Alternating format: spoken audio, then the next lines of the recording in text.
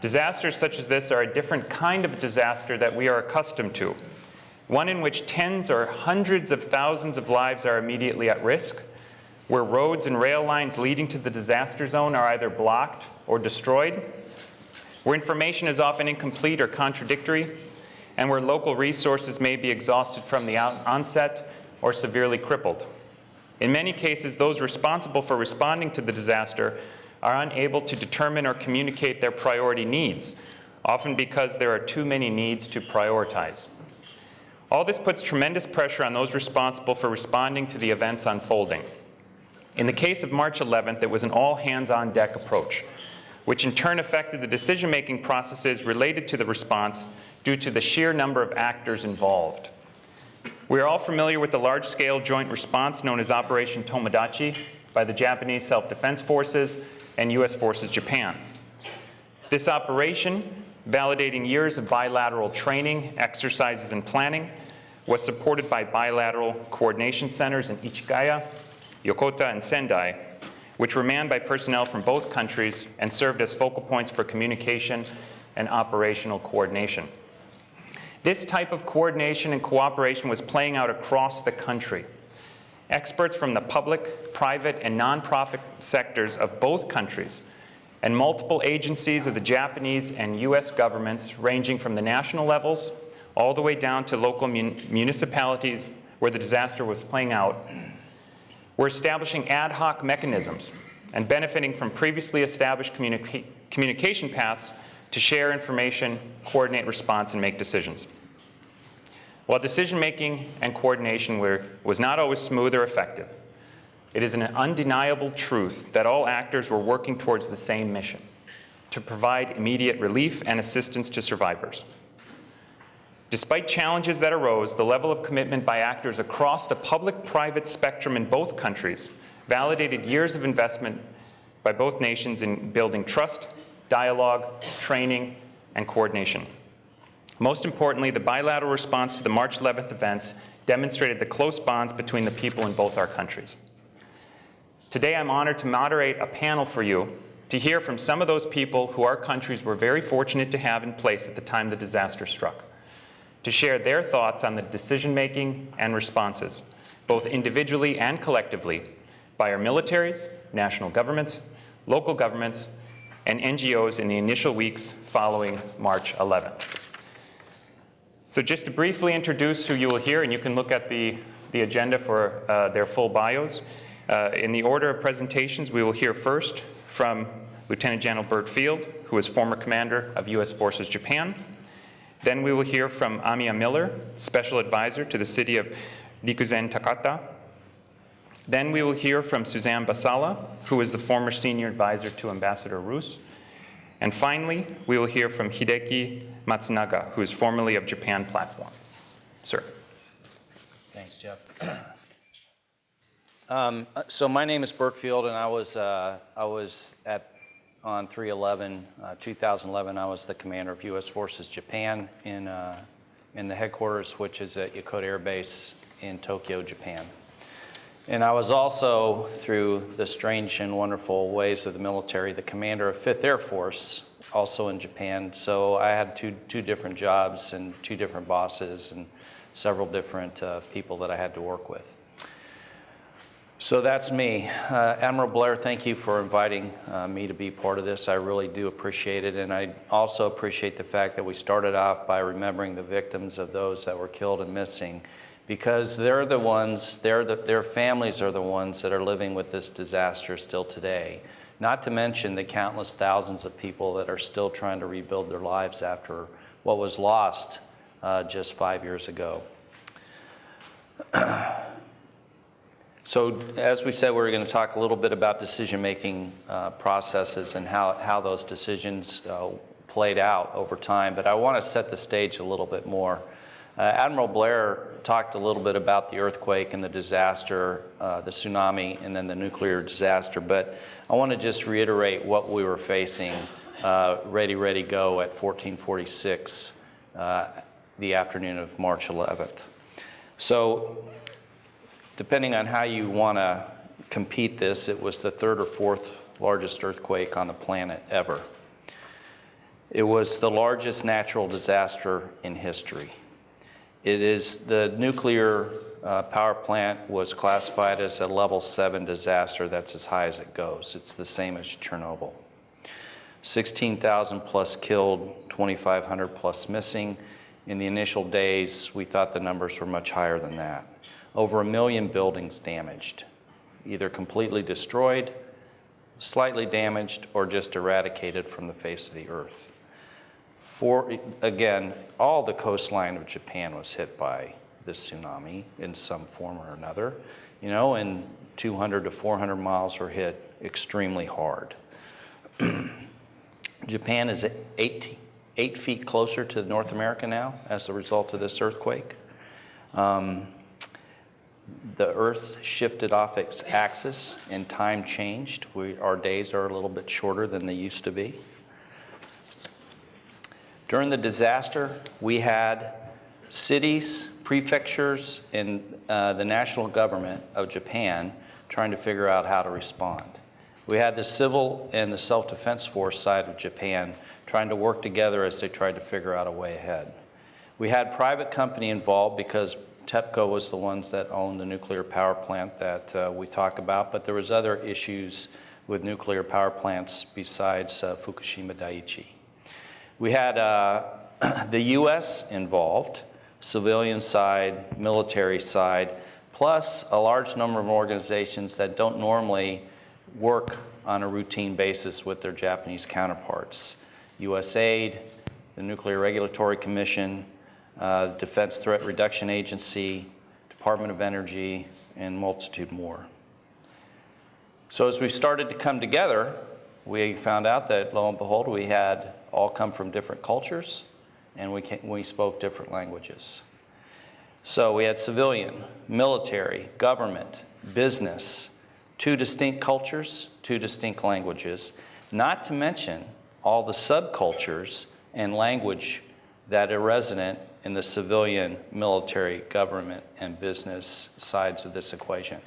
Dr. Ramani mentioned one of them. Here's a person that's fluent in Japanese and English and medicine, and he didn't know the terms in Japanese of some of his medical, the terms of art on the medical side of the house.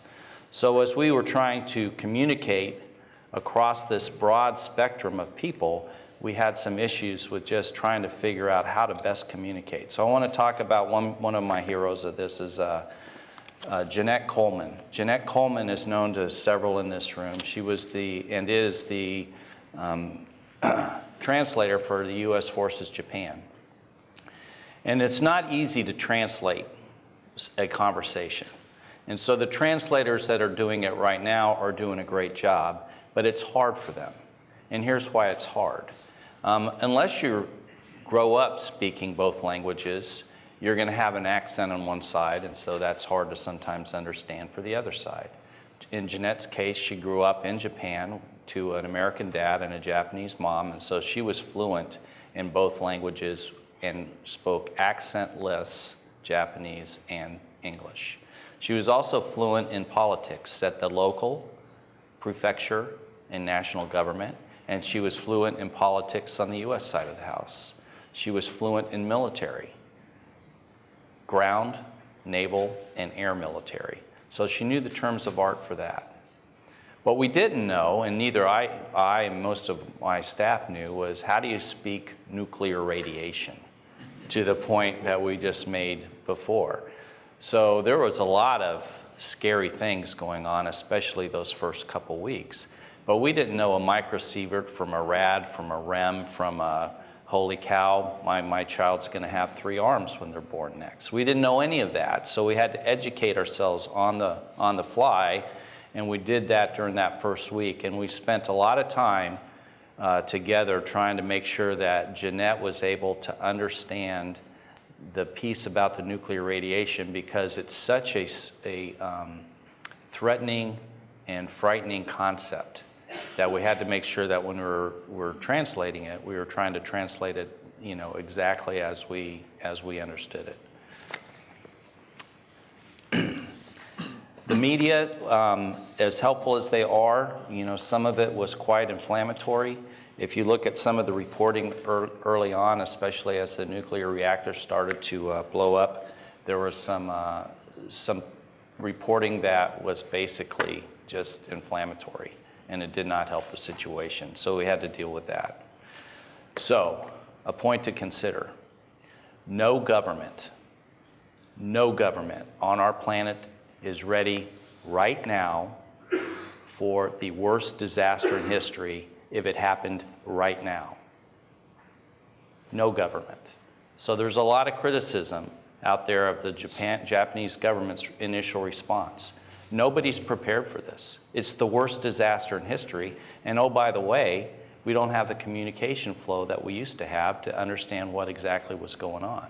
But I would offer a couple thoughts. First off, if the Japanese did not build buildings to the engineering standards by which they're built in Japan, I have no doubt, and I'm firmly convinced, and nobody will change my mind, that there would not be thousands, if not hundreds of thousands more people killed. If the Japanese did not practice and respond to tsunami warnings the way that they practice and respond to tsunami warnings, I have no doubt there would have been thousands and thousands of more people killed. So the preparation that happened prior to the disaster, I think, saved thousands, if not hundreds of thousands of lives. My friend's looking at his watch, and I am too. But I wanted to make sure that when we talk about this, you have to know this is ready, go, worst disaster in history, cultures and languages, and talking about things that we weren't all sure of. So let me talk about what I did first. First, we had to establish what our goals were. And as I looked at this problem, I said, here we are in Japan, and we have one of the most modern countries around, a huge economy. They actually didn't need our help. I mean, they appreciated our help, and we were helpful to them, but they didn't need our help like some other places. So I said, hey, the one thing we have to come out of this is we have to come out of this on the other side with the U.S. and Japan alliance strengthened, not weakened. That's the most important goal. And the way we're going to do this is we're going to focus on support. Support to the Japanese self-defense force, support to the government, and ultimately support to the people. And the way we're going to do this is we're going to think about the Japanese victims right now that are dealing with this scenario. And so I'd hammer this home with all throughout our commands and say, listen, you are going to make decisions that nobody is going to question, because you're going to focus on whether this is going to help or hurt the effort to help recover. And we said that a lot and often, and I think that resonated. It resonated with our Japanese hosts for sure. The first thing we did was we contacted and stood up critical action teams. I simultaneously called, my first call was to Ambassador Roos. Unfortunately, the embassy was evacuated because of the earthquake. The cell phones were jammed. I couldn't talk to him right at first, but later he got me with, I think, a satellite phone was the way that we started our communication. I talked to Ambassador Roos often prior to this, and throughout this disaster, we talked at least once a day, and normally in person, but at least once a day and often more. The second call I made was to General Oriki, my counterpart in the Jiatai, and I talked to him. My third phone call was to General Iwasaki, who was my counterpart in the Air Force side of the house. And I asked them what they needed from us, and gave them some suggestions on where we could offer help. Then as the nuclear piece unfolded, we decided to bring in some people from the Defense Threat Reduction Agency who were invaluable.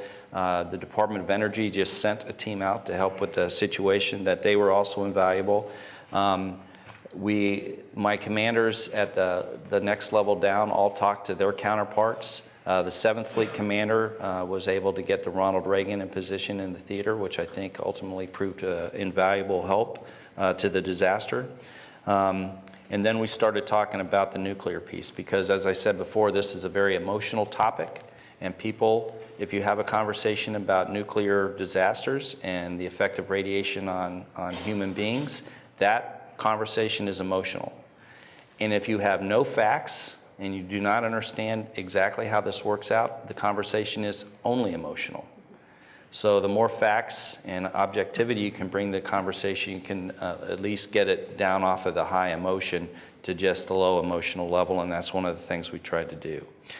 The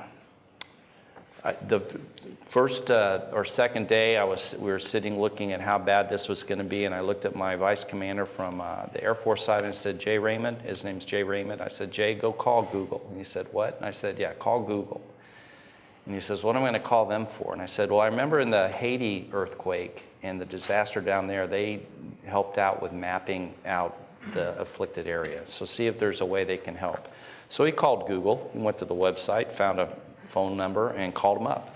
And he says, what do you think I should tell them? I said, just tell them who you are and ask if they can help. Well, come to find out, Google has an office in downtown Tokyo. Jay goes down there on Monday or Tuesday of that week, and they say, wow, I'm glad you're here. We're glad somebody came and asked us to help. Look what we can do. We can tell where all the roads are broken. And Jay said, what do you mean? Broken. He says, where, they're cracked, they're impassable. And what we did is we said, well, we can't track everybody's telephone, but we know everybody has a telephone, and they have these GPS signals. So we just wrote a program, superimposed it on the map, and we found out where cell phones were and where they weren't. And we figured that where they were, those roads were working, and where they weren't, those roads were impassable. I said, I think people have been looking for that for a couple days. The next thing they did is they said, that led to a relationship with the Google that allowed us to create a radiological picture of what was happening around the reactor when we paired them with a couple military folks, and they wrote some programs, and we were able to see visually what was going on with the reactor. The third day, or on the 15th of March, the Special Operations Commander from down in Okinawa that had moved up came up to me and he said, I think we can open Sendai Airport. And I said, listen, I just was up at Sendai Airport with General Riki and Minister Kitazawa when we went up to visit General Kimazuka, and there is no way you're going to open Sendai Airport. It's underwater, it's partially destroyed, there's equipment and stuff everywhere. It's indescribable. It looked just like all those bad pictures we saw on the video that started this off. And this is a colonel, I was a 3-star general at the time, so those in the military understand that this is not a level playing field that we're talking. And I'm, busy trying to figure out what the heck is going on and how we can help our Japanese friends. And here's a colonel who I had never met before. He says, no, I need you to listen to me. I've talked to my guys, and they have convinced me that if we go up there, we can recover Sendai Airport. And why this is important is Sendai, as everybody knows, is right in the middle of the disaster area. We didn't really have a way in and out of there. We were starting to do it from another airport that was too far away and across a mountain range. And so if we could actually open this up, it would help the recovery effort immensely, not to mention the morale boost it would give to that part of the region. And so he stood in front of me and argued with me until that 3-star general, me, finally said yes to a good idea. And I did. All I did was say yes to a good idea. They went up there. Within 2 days, they had 130s landing on there. It was controlled by combat controllers. They kind of gathered up the Japanese guys that were there that ran the airport. They went and talked to the mayor, talked to the prefecture government. They all said yes, and the effort to open Sendai Airport was born from that conversation and that decision. And ultimately, they had commercial airliners there in less than a month. We stood up, Admiral, the next decision, this is all in the first couple days, the next decision, Admiral Willard, who was the PACOM commander, decided to send JTF 519 to start helping with the operation. And the reason is he, like me, said, hey, we're going to do everything we can to support the Japanese on this. I have a 4-star general, commander of Pacific Fleet, that has this task force that does operations for a living. And so we're going to send them in, which was very helpful. And then 2 things happened. Admiral Walsh, who was the head of that, was like the idea of this support. He changed the name of 519 to Joint Support Force 519 instead of Task Force, which made it much less military and focused and allowed the Japanese to understand we are no kidding there to help them, support them. It also freed up some more personnel. So we were able to do what we called a prisoner exchange, and we in tongue-in-cheek. And so on our side, and U.S. Forces Japan, I had my deputy on that side, a Brigadier General Blake Crow, and he took a team and they went down to Ichigaya, which is obviously headquarters for the Japanese Self-Defense Force.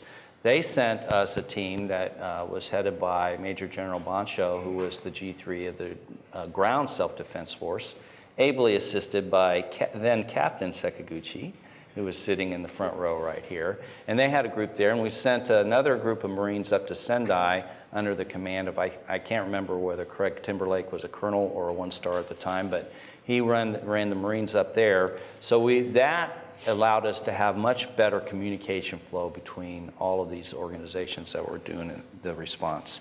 And then the last thing I'll just mention is this. There was extraordinary heroism that will never be told. The way the Japanese Self-Defense Force responded to that nuclear disaster is unbelievably heroic because it was completely unknown of how the radiation was going to ultimately affect them. There's countless tales from Dr. Romani and the rest of the panel that were up here of people that just went out and helped, that wouldn't leave, that risked everything just to do their jobs. There's countless thousands or hundreds of people that died in place doing their jobs. Firemen, police officers, school principals, radio personalities that were trying to help evacuate cities and towns and parks and schools, and they died in place doing that job.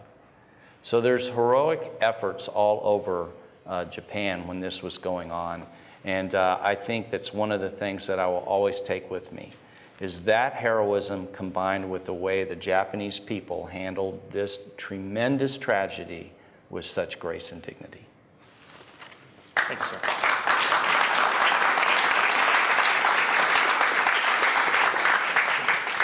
Next, we will hear from Amya, but before she goes into her comments, she is going to provide a summary of a letter that she received from the mayor of Rikuzentakata. We will have the entire letter posted on the Sasakawa USA website.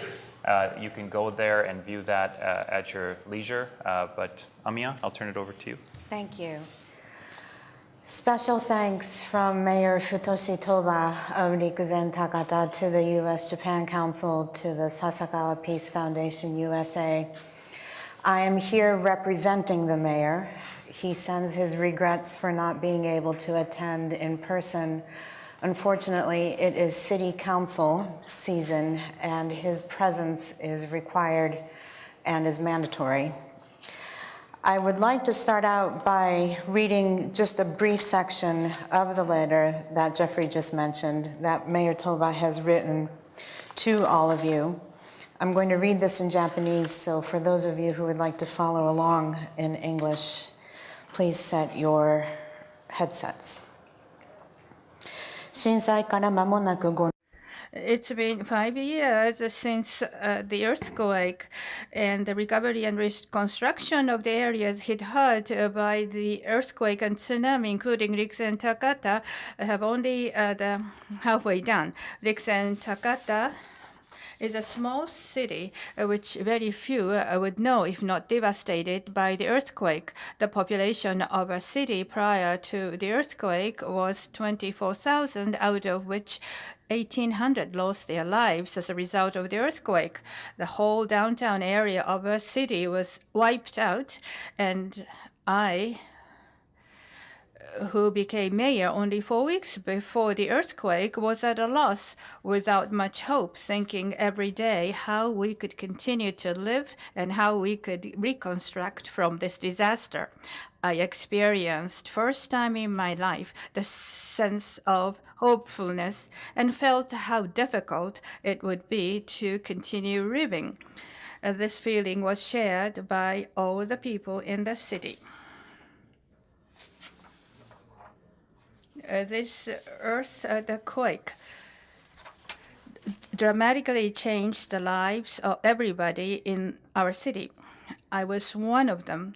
I lost my beloved wife. Our house was swept away.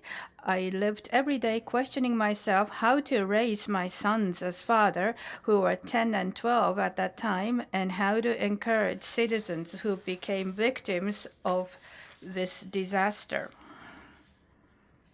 Now, my sons grew up to be 15 and 17 respectively, and they are in good health. They don't seem to be too rebellious, and they love playing baseball.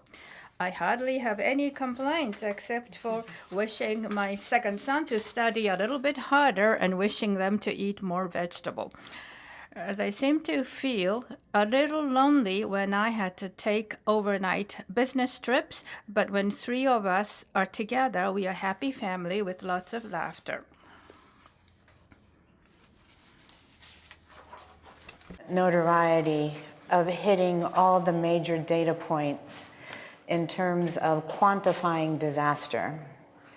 Loss of life, loss of infrastructure, loss of all municipal capabilities, loss of first responders, loss of homes, jobs, businesses, schools, hospitals.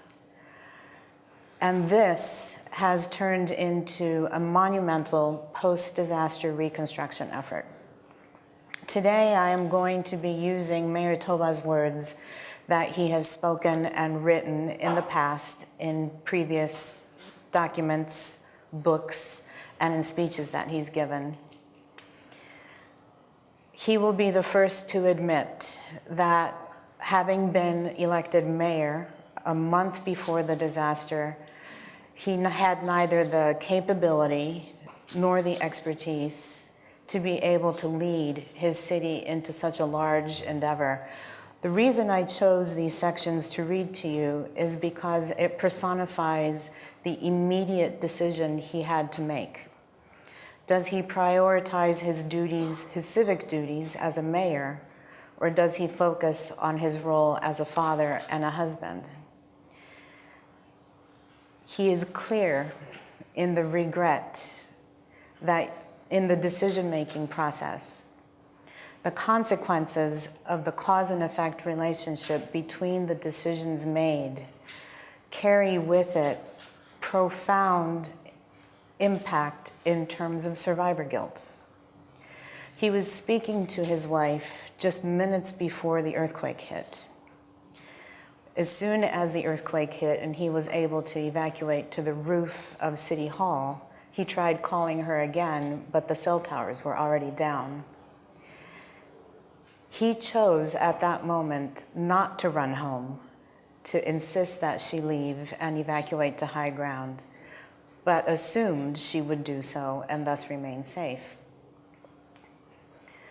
He did not file a missing persons report on his wife. He did not look for his wife. He did not look for his sons. The guilt that you feel over the decisions made in a moment of crisis, he still carries with that to this day. His uncle brought his sons to him 3 days after the disaster. He never told his sons what happened to his mother, to their mother. The missing persons report that was filed, that he discovered in the newspaper, was indeed filed by his 12-year-old son. And when he saw that, these are his words, not mine. He says, at that moment, I had to ask myself, am I a failure as a father? Am I a failure as a husband? Am I a failure as a human being? With the kind of loss that the city, the residents experienced, he knew the only way to get through this was to count on, and in any way he could, receive support from the outside. And this is where very quick action by the United States military, certainly the Japanese Self-Defense Forces, and in this case also the United States Embassy in Tokyo. It is unheard of in Rikuzentakata city lore and history to have a United States ambassador show up and say, what do you need? What can we do? The personal and professional relationship between Ambassador Roos and Mayor Toba is one that sustains him in his personal struggles. And I don't use those words lightly. But to have the kind of aid and support in ways that cannot really be measured, not just in food, water, fuel, medicine, bedding, daily supplies, cash, expertise, support in terms of visitors, support in terms of interest. These have and still do sustain the people that I live with and work with. And he would insist upon me making sure you are thanked. And I don't know how many of you have directly met those for whom your aid and support have reached, but I know them, and certainly Mayor Toba knows them. And it is my responsibility on his behalf and on behalf of the 20,000 Rikuzentakata residents who still do remain to let you know that this mattered then and it matters now. It also matters that this event is being held, because certainly 5 years, it seems like just the other day, and it seems like it's been forever.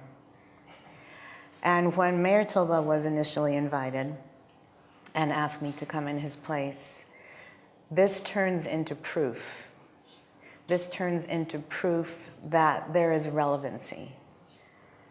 Their lives matter to you. Strangers that you are, their lives matter to you.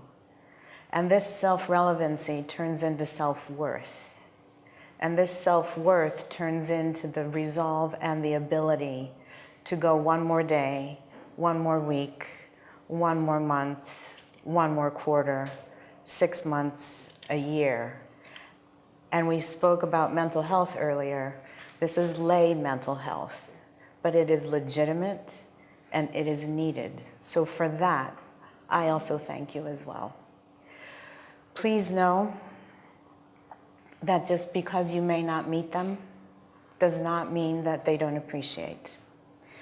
And lastly, Mayor Toba thanks you for all that you have given, all that you have done, and for the support that will surely be ongoing in the future. Thank you very much.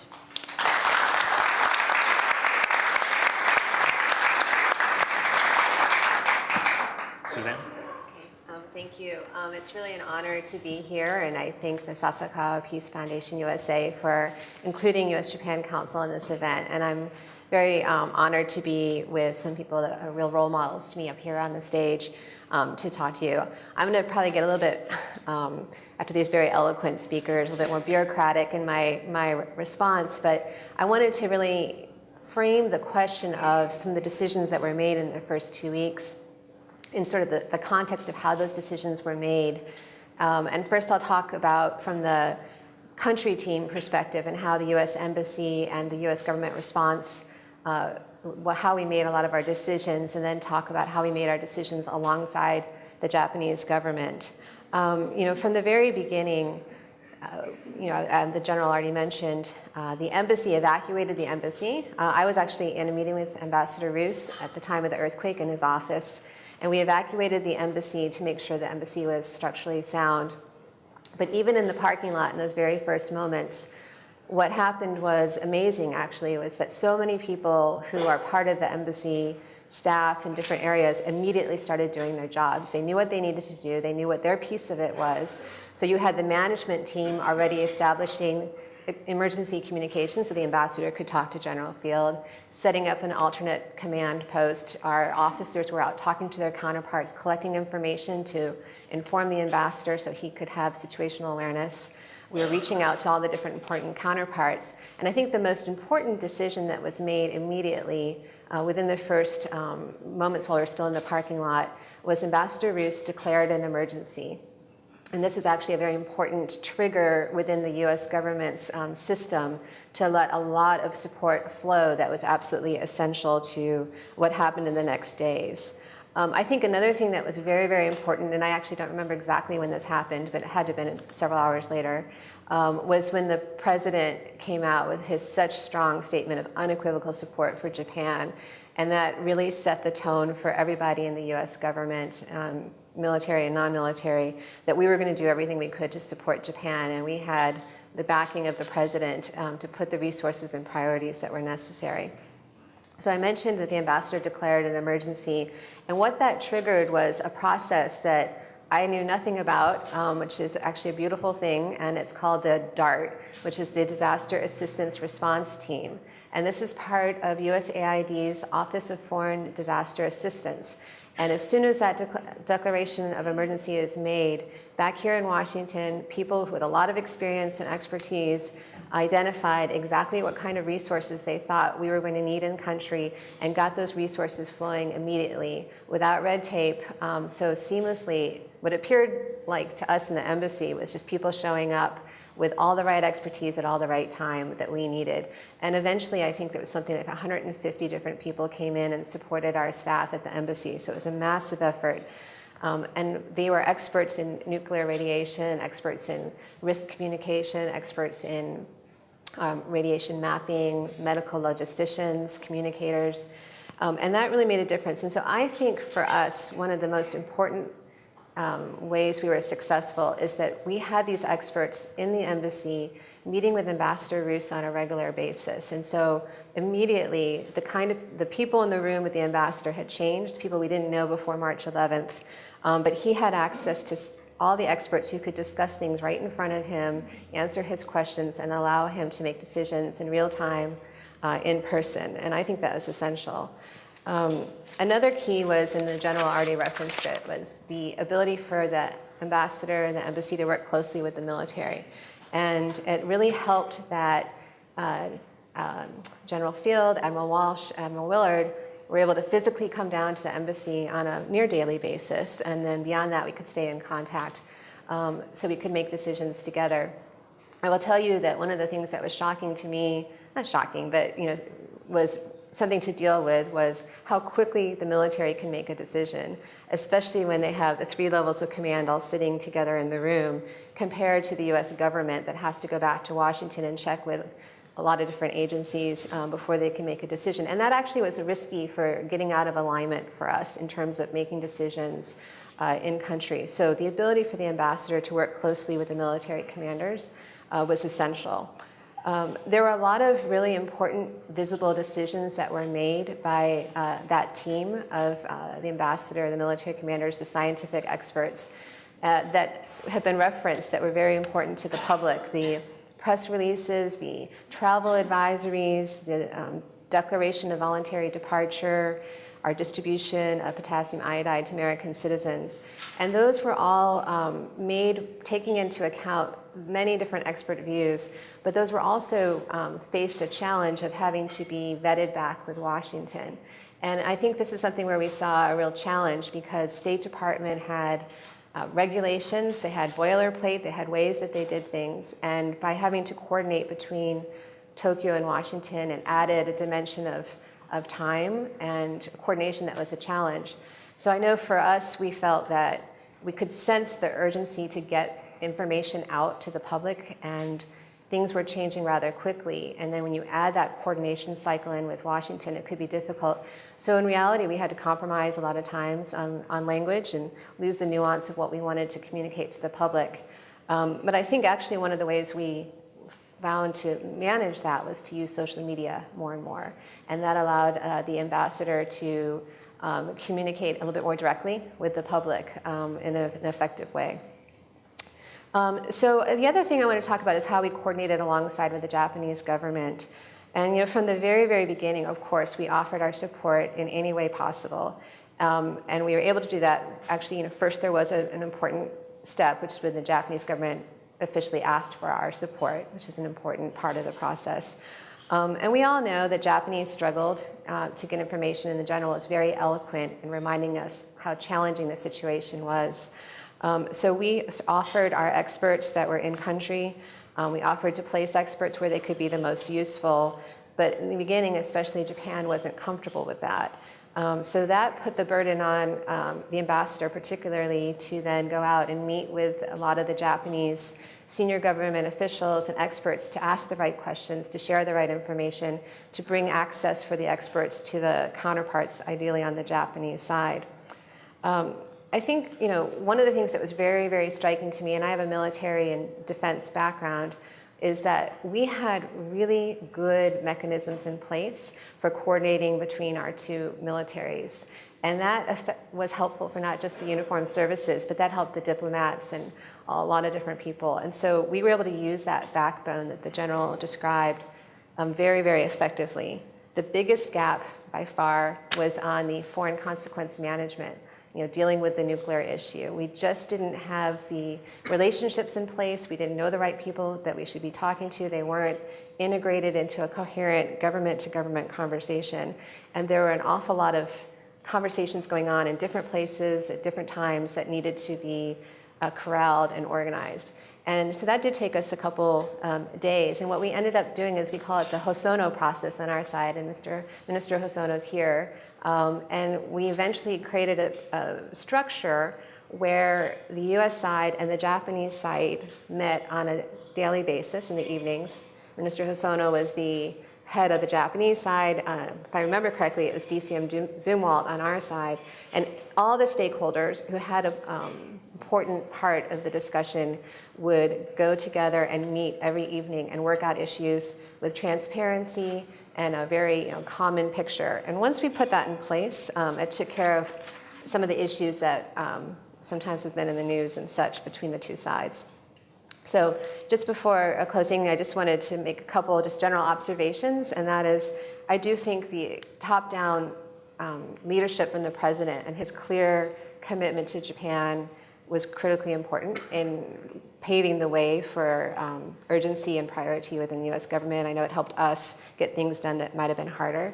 In my view, I really was impressed by how much bureaucracies can work if they're just left to do their job. Despite the image of a bureaucracy, it can be very flexible, it can be very agile, and can really step up. And so the role of a leader, I think, is just to make sure they stop and understand, don't reinvent the wheel, and let things that are capable work, and then put them together. The bilateral planning that has been going on for so many years between our uniformed services was great, and actually helped beyond just the military services to the diplomatic community, intelligence community as well. But our large gap was certainly in the foreign consequence management. And I think we did a good job considering the challenges we faced, but I really hope that people are building on the lessons that were learned, because as many of us have talked about, we could face this kind of situation again in a pandemic situation or other kinds of CBRN type crises. And I think that it's important that we learn the lessons from that time. And stepping back just for a moment, we are also asked to talk about the consequences of our decisions. And I want to make sure that I'm not just talking about the challenges, but also just to acknowledge that the way we were able to respond as a country made it clear to everybody on both sides that this is an incredibly special relationship. At the embassy, we saw this not just from the military, not just from the government, but we saw the nonprofit sector, community-based organizations from everywhere, large corporations, major international NGOs, all of them were trying to do everything they could to support Japan. And I think it's very noteworthy that despite whatever challenges we might have had in those first 2 weeks, the US response was so powerful and so moving for both sides that it, in my view, and I think others as well, reset US-Japan relations and put us at a different level and strengthen the foundation so that we can be a more productive bilateral alliance today. The work that I do now in Tomodachi, even 5 years later, we're continuing to see the depth and the breadth of that as a consequence of the decisions we made in those first 2 weeks. And so I was honored to be part of the team that responded 5 years ago, and very much pleased that I'm in an organization that's continuing to support the relationship. So thank you.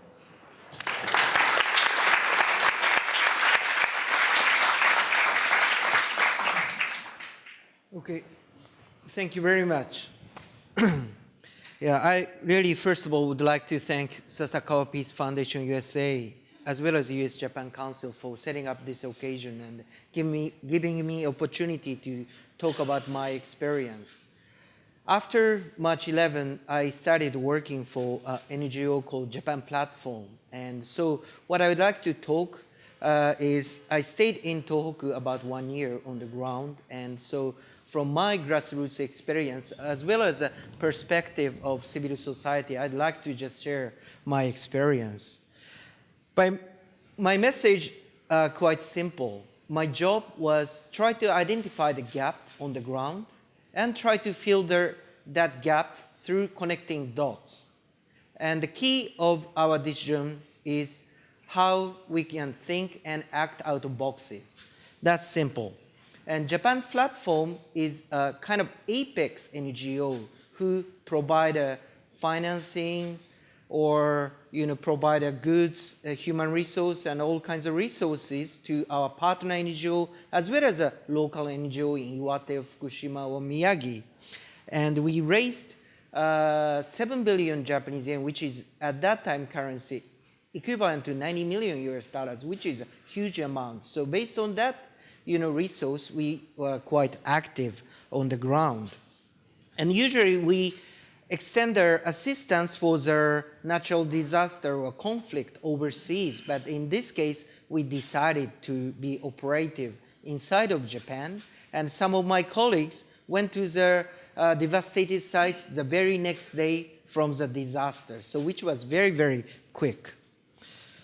What was really destroyed by tsunami and earthquake was not only physical infrastructure or housing or human life. It was organization or system or legislation. I feel the world we live in is like jigsaw puzzle. There are lots of pieces. Pieces like, government, municipality, private companies, schools, shops, whatever. But even in ordinary, our daily life, there are some gaps in between pieces, and those vulnerable people tends to fall into that gaps. But government tried to introduce legislation, social welfare system, or social security system, and so on, try to save them. Of course, it's not perfect, but what happened by this earthquake and tsunami was this huge jigsaw puzzle was really shaken. As a result, those gaps are really widened, and at the same time, those system legislation, which could be applicable to daily life, doesn't work any longer. So that was what really happening. So under such circumstances, conventional actor, government or municipality, sometimes cannot work so well. But unconventional actors, such as US military or self-defense force or NGOs, NPO, can play larger role because they can be more flexible. I don't want to talk too bad about the government or, so on, but as NGOs, sometimes we run into the situation. Like, for example, we are asked by Fukushima, as well as the Iwate Prefecture, as well as Miyagi later, to distribute stoves and heater when winter approaches to those affected people. And eventually, for those who live in temporary housing, government decided to supply, but those live in minashi kasetsu, type of temporary housing, who live in a vacant apartment and so on, we asked. But in case of Fukushima, it was even more complicated because those affected people live from Hokkaido to Okinawa, and which costs few millions of US dollars. And also, prefecture government told us, please raise money, please procure goods, please distribute it. But we are not going to tell you the address because it is against privacy law. And we have to, solve such situation. I'm not going to talk so much about, how we solved it. But having talked about that bad experience, but they're at the same time great people. Deputy Mayor of Ishinomaki, Mr. Sugawara, he lost mother, wife, and daughter, and only granddaughter Sayaka survived. And he just didn't have a time to rest, eat, sleep, and he didn't even have a time to go and see his granddaughter. But still he go on in order to save, his own municipality people. And this is just amazing, and I just can't, do such things. So, and having talked about good and bad about government and municipality, whatever, NGO is not perfect either. We tend to compete each other, all the time. And collaboration atmosphere is not that strong because our business model is we are doing this great thing. So please give us some money, not to them, but give us some money. That's a kind of system. So what I like to talk is nobody's perfect. but there are great people everywhere. So our role is try to connect those people in order to deliver something to fill the gaps on the ground. So that was really my work. And lastly, what I would like to touch upon is we really shall not forget about so many helps which are extended from foreign countries, especially United States and so on. And it was not only those affected people. I was really helped. Like for example, Ambassador Roos helped me a lot.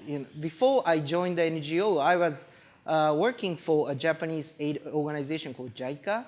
And since I could not stand working in Tokyo, I just left and went to Tohoku, and I could be fired and so on. But Ambassador Roos, talked with my boss, president of JICA, Mrs. Ogata, many times, Matsunaga is doing a good job. And so he was defending me. Why, I'm a trivial, NGO staff. Why US ambassador is, saving? And it was not only me, as everybody knows, Ambassador Roos was helping. He has helped so many people, so many victims. And it was not only Ambassador Roos who helped the Japanese. It's a General Field, Amya and Suzanne, everybody in this room helped us. And as a Japanese, I think we really shall not forget about that fact. And we owe a lot. And of course, I wish I can return to Ambassador Roos, but I'm not going to, not because he's a billionaire, but what I feel is that we should pay forward, to future generation. Or there are so many people in the world who are affected, like Japanese. I still a board member of Tonomago Coronet, which is an NGO at Iwate Prefecture. And the president, Mr. Tada, and myself went to Nepal after earthquake happened last year. And he still continues. He's from Iwate in Nepal, helping those devastated people. So not only just looking at ourselves, there are so many people who are suffering all over the world and future generations. So I think as a Japanese, try not to forget what we are given and also try to pay forward. Thank you.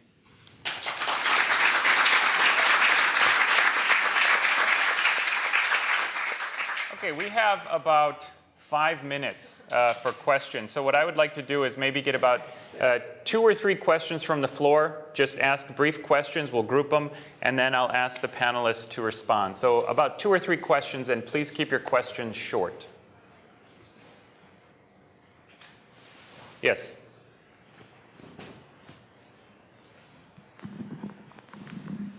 My name is Hironaka from Sasakawa USA Fellows.